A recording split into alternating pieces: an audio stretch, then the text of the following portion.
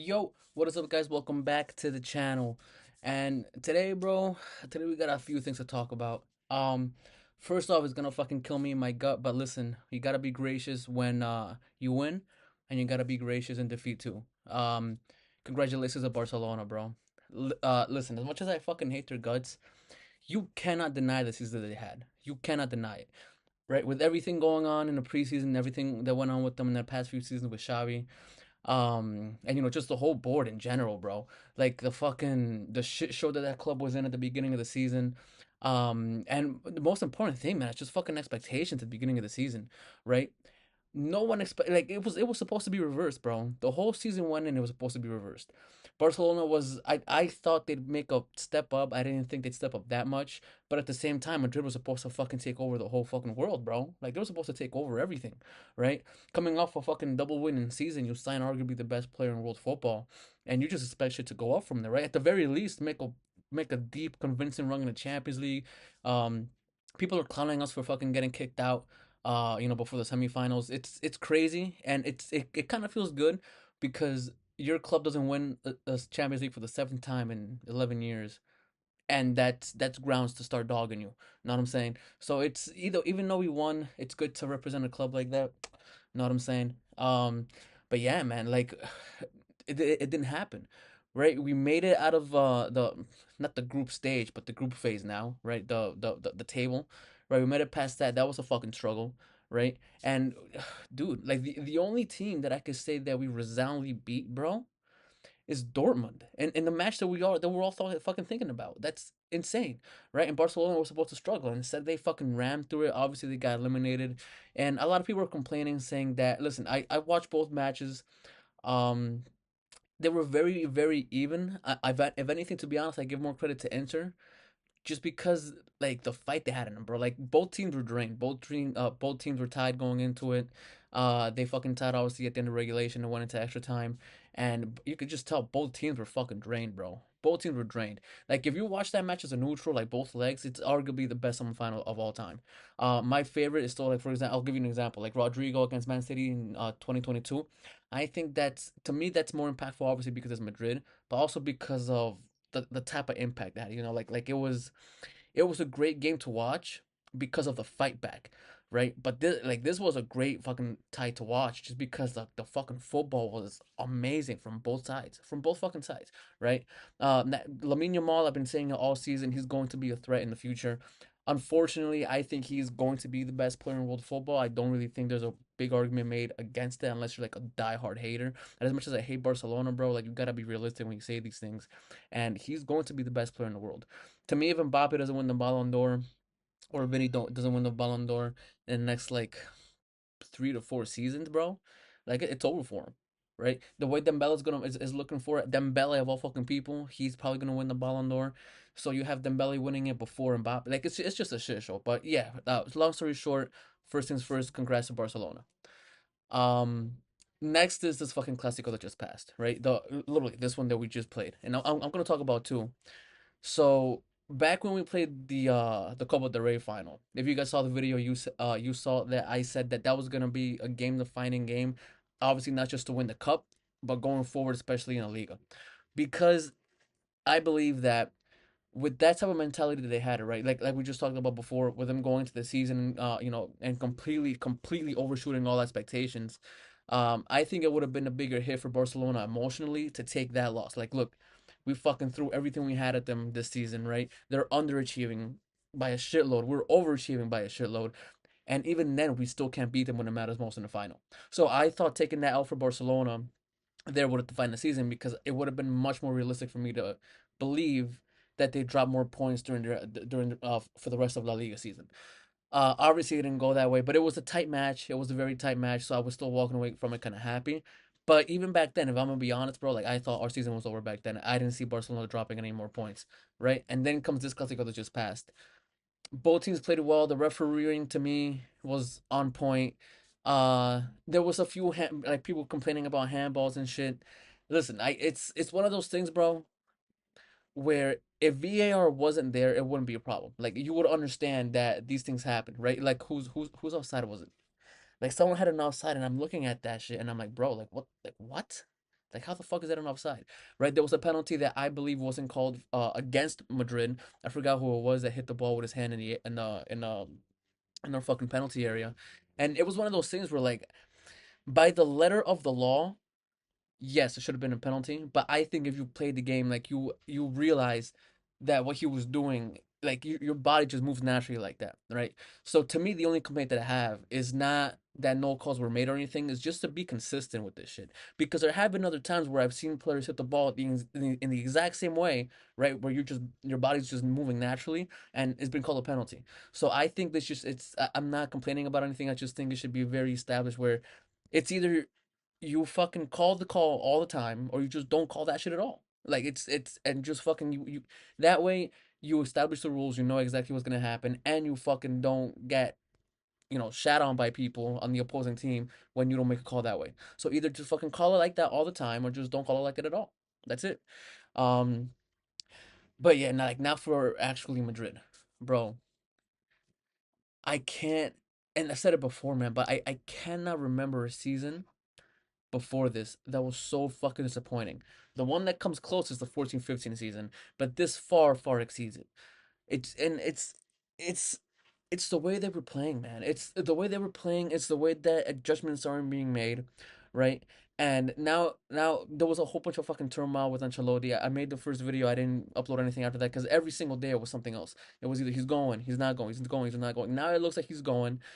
Before the Club World Cup starts, so by everything that's all the signs that were being given, Xavi's gonna take over before the Club World Cup, so he's gonna have that tournament to establish himself.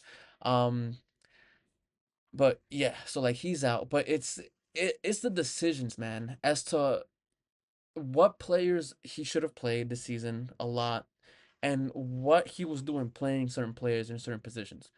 And I was watching the game with my boy, right? Um, and the game started, and as soon as I saw the lineup, I was like, "Fuck, fuck." I was like, he was like, "What?" I was like, "Well, I mean, Guler's starting, which is good, but he's putting Vasquez again on the field, and in that same position, and that's gonna be a fucking problem." So he's like, "Well, then what would you do?" I was like, "Okay, so honestly, I would have fucking put Valverde there. I would have put Valverde there. And what's it called? Then I got stumped because I didn't see Chouameni on the field at first, and I didn't see him on the lineup. So I was like, that's when you push Chouameni in, right? But even so, like you cannot put even go to a back three for this one game if you have to, right? Because our fucking our backline is decimated. There's players that he could call up from the academy, but if you've actually seen this man coach, you know that's more than likely not gonna happen, right? So you could go back to three in defense, right, if you really wanted to, and you could make some adjustments in the midfield. You could have taken Valverde back, right? You could have put in Brahim, and you could have had a Guler, even though he's very attacking minded because he's young and he has that speed. You could have made him and told him like, yo, like for this game, you gotta play a little bit more defensively, play deep, and play long balls in. Like he has the ability to do that. But no, his man decides to start again, Lucas Vasquez, who all season long, bro, has been having the same issue, which is, and I've said it before. I'm sorry, I'm just gonna stop fucking pushing the hat. I've said it before. He's an attacking player. He attacks. Now, before back in the Zidane era, when he was first converted into a right back, he still had that attacking mentality. But the difference is that back then he had the youth, he had the speed, he had the stamina to be able to come back and just fucking, like do what he does offensively, but come back and recover balls. And he was very efficient at it to a point where if at any point you told me during that time and even a few years back, like, oh, Carvajal is out for an injury for, 2, 3 weeks. I was like, okay, we got Vasquez. Like that to me, that would have been a fine replacement. Okay, he's not a starter. He's gonna go and he's gonna do what he fucking always does, and we're gonna be set. That's fine. But he cannot do that anymore.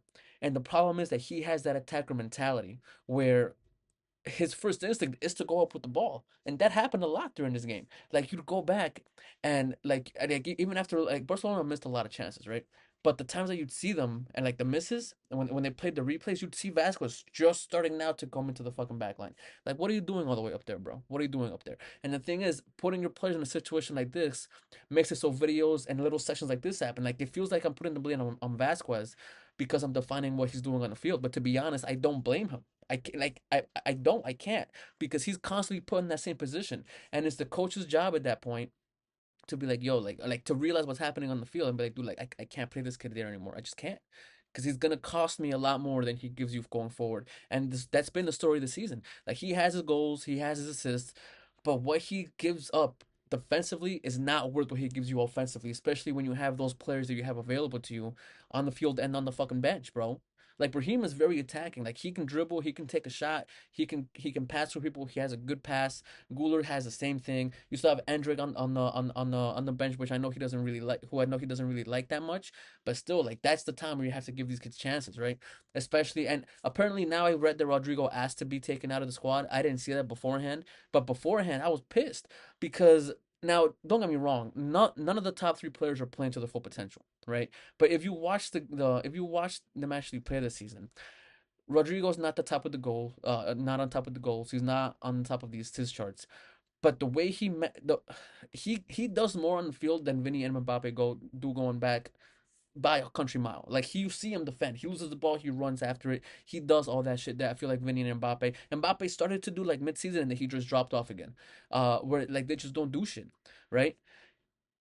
But even if you have to pick, right? If you have to pick two players out of the three, Rodrigo's the one that meshes more with Mbappe or Vinny, where I feel Mbappe and Vinny just don't mesh. They just don't go well together. They just fucking don't, right? And then you have Mbappe not doing jack shit when he doesn't have the ball, and then you have Vinny bitching and crying to the refs most of the time. And bro, I fucking love Vinny. I love Vinny, but it's getting to the point where I'm seeing this, and and Yamal did this against Inter, right? Within the first 5 minutes of the Inter game, I saw him run all the way back to almost to basically the last fourth of the pitch, right? Like right outside the penalty area, recover a ball and take it all the way up.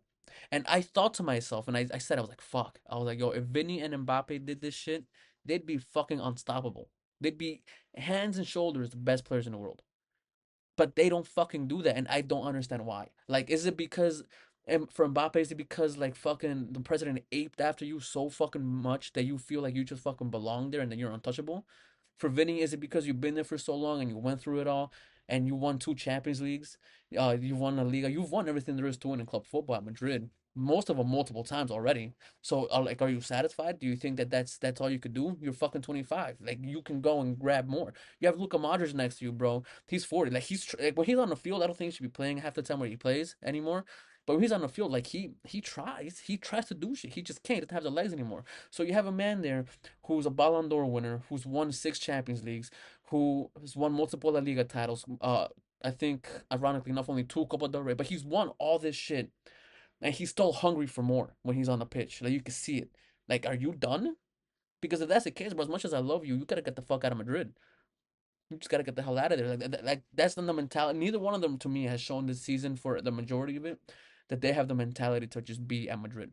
You know, maybe they thought Barcelona was gonna struggle for a longer period of time, and that everything that happened in Spain was gonna be a fucking like an easy fucking walkthrough. Maybe that's what he's fucking thinking. But if that's what he's thinking, he doesn't fucking belong there. And all of that shit, bro, comes down to the coach, because you have to have the balls, right? And even if your president goes against it, like I understand how that'd be hard, right? But if your president goes against it and the results are not going your way, you're not gonna have anything to stand on, because all right, you're doing what he says, but you're fucking losing. And at the end of the day, a club like Madrid, right? I think the only club that I could say would easily turn managers faster than Madrid would be like Chelsea during the Abramovich era, because this man went through coaches like fucking crazy, right? But Madrid, it sucks to say, lately, it seems like it's been stable with Zidane and Ancelotti, because between the two of them, they've coached the majority of the past 10 years. But you got to remember, they let Ancelotti go, right? They put in two managers in the meantime before Zidane took over. Zidane left. They put in, was it two? Two more. And then before that, you had Mourinho, Vicente Del Bosque won a shitload. He still got sacked. So a club like Madrid, you're always going to be on the hot seat, right? At the very least, fucking make it. Like, if you're already in the hot seat, make a change so you could tell him, be like, all right, look, I made the change, but it affected the outcome on the field. And I'm saying this because I firmly believe that he had those players available to him if he just played them the right way. Like back when a few of our defenders were still a little bit more healthy, right? Primarily Rudiger. there were times where Asensio showed you what he could do. He showed you his heart. He showed you that he's actually a good defender. He knows how to make time. How to like he knows what to do.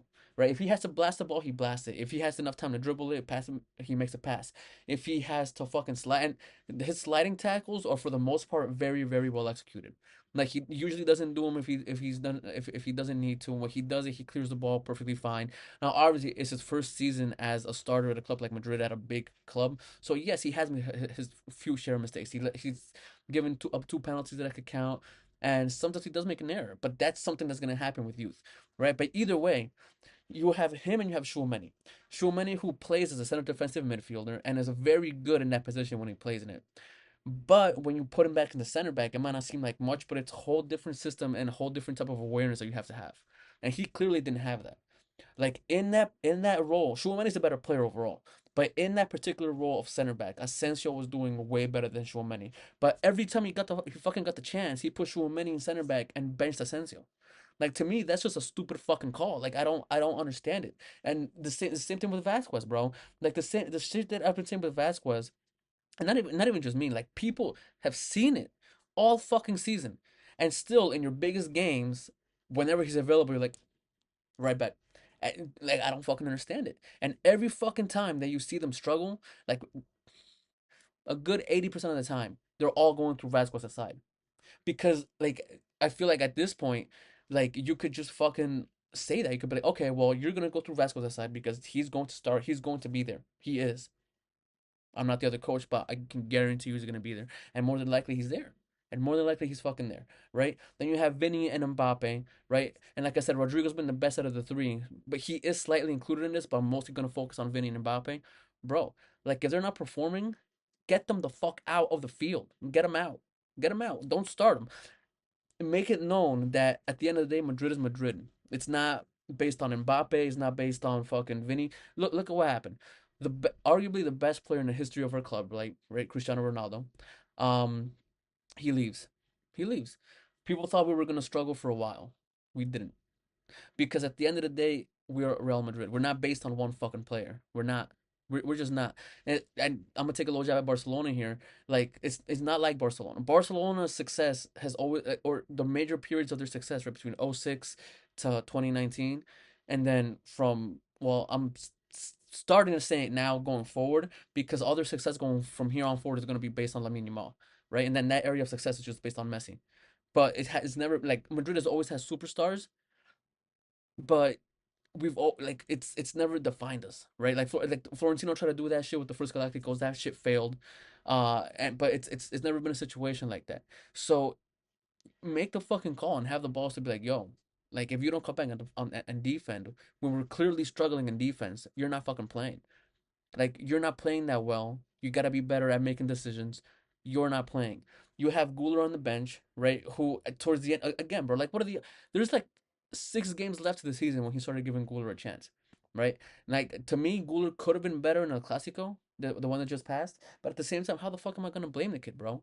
Like how? He's not gotten the chance to fucking play on the field with his teammates that much. He hasn't. So how the fuck is he gonna have that experience? Same thing for Endrick. Like I understand you don't trust him, bro. I really do. But in the games you can, like, give this kid a fucking chance. Like, and that's the thing. Like, I think like I know a reason why is because he takes these long shots, and I understand he has to pick and choose which ones he takes a little bit better. But he has a fucking leg on him, bro. Like, you don't see these players anymore just fucking regularly scoring out outside the box. I'm sorry. Oh shit.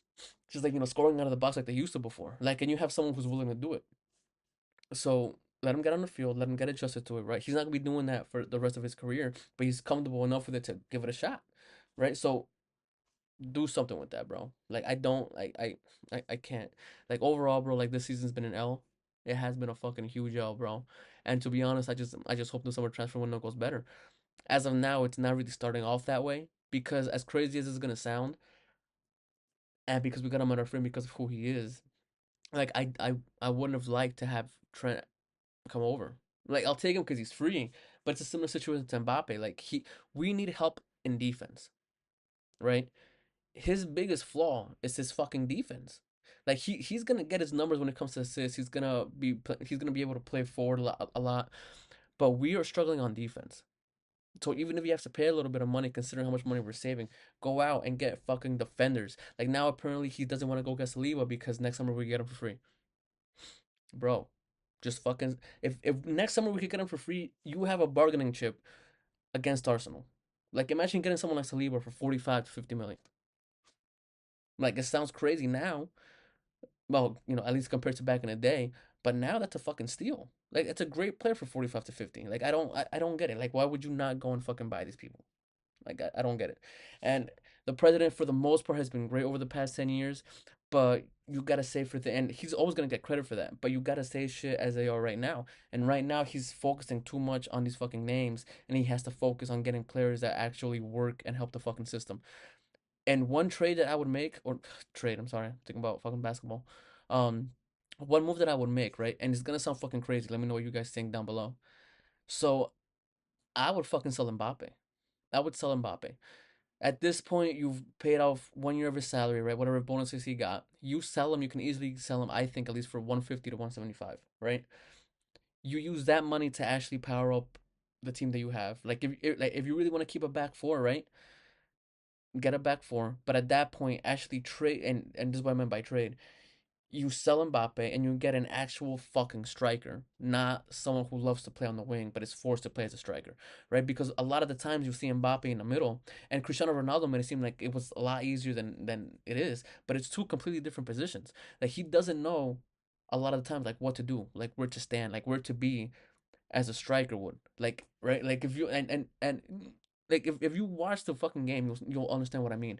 Like if someone like Yamal crosses the ball, and right, Lewandowski, he might not always get the goal, but he's always in a position to poach, right? Either if it's to hit the header, he puts himself in a position where if it comes off the goalie or off the post, he can fucking take advantage of that. Like he does, like Mbappe doesn't have that. Like he doesn't know what to do. Bellingham is better at doing that than Mbappe is. So listen, like I would tell Mbappe. And yeah, man, like it's just big.